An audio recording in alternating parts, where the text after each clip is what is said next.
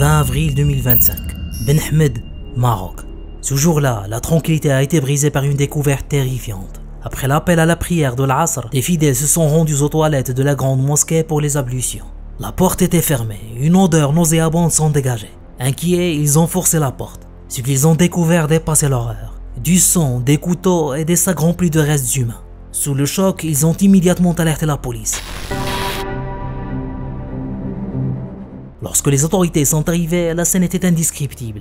Il était visible que le tueur avait tenté de dissimuler son crime en jetant les restes du corps dans les égouts. Mais pour une raison inconnue, il avait tout laissé et était parti avant d'avoir terminé. Des chiens renifleurs ont été appelés pour retrouver les parties manquantes. Les restes ont été envoyés pour analyse médico-légale. La cause du décès était difficile à établir, mais les preuves ont montré que la victime avait été poignardée puis démembrée.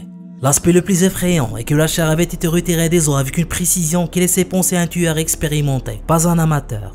Les chiens ont ensuite mené la police vers le jardin public à côté de la mosquée. D'autres sacs y ont été trouvés, contenant des restes et des doigts dispersés parmi les plantes. Les analyses ADN ont confirmé que les restes trouvés dans le jardin appartenaient à la première victime.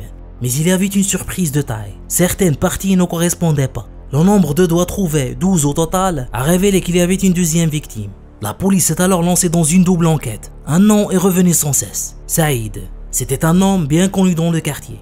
Responsable du nettoyage des toilettes de la mosquée, il était aussi tristement célèbre pour sa folie et son comportement violent. Il se promenait toujours avec un couteau, parlait seul et agressait les gens. Ses violences n'épargnaient pas les animaux qu'il torturait et tuait. Malgré plus de 55 plaintes déposées contre lui et même un passage en hôpital psychiatrique, il était toujours relâché. Les habitants avaient peur de lui et l'évitaient. Après les enquêtes, la police a identifié la victime de la mosquée, un entrepreneur d'une cinquantaine d'années. Il était connu pour son respect et sa piété.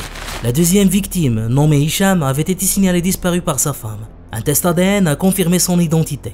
La police a arrêté Saïd. Chez lui, les enquêteurs ont fait une découverte glaçante, de nouveaux restes et divers couteaux. Les rumeurs ont commencé à se répandre, parlant d'une troisième victime, une fillette, puis de 5 victimes au total. La police a rapidement démenti, confirmant qu'il n'y avait eu que 2 victimes.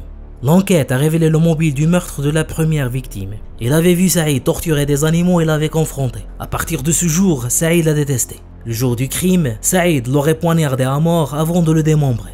Quant à Hicham, la deuxième victime, le mobile de son meurtre reste, lui, un mystère. Sa femme a déclaré qu'il ne connaissait pas Saïd et n'avait jamais eu d'interaction avec lui. Et voici l'information la plus horrifiante qu'on en espère également n'être qu'une rumeur. Des habitants affirment avoir vu Saïd se rendre chez plusieurs bouchers avec un sac de viande qu'il voulait faire griller. Compte tenu de ce qui a été retrouvé chez lui, il est possible qu'il s'agisse de chair humaine.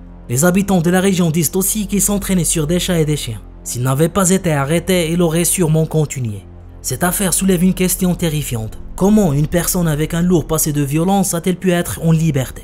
L'idée qu'il ait pu manger la chair de ses victimes est en soi bouleversante. Alors, pensez-vous qu'il y aura d'autres victimes? Et quel verdict serait approprié pour un homme comme Saïd?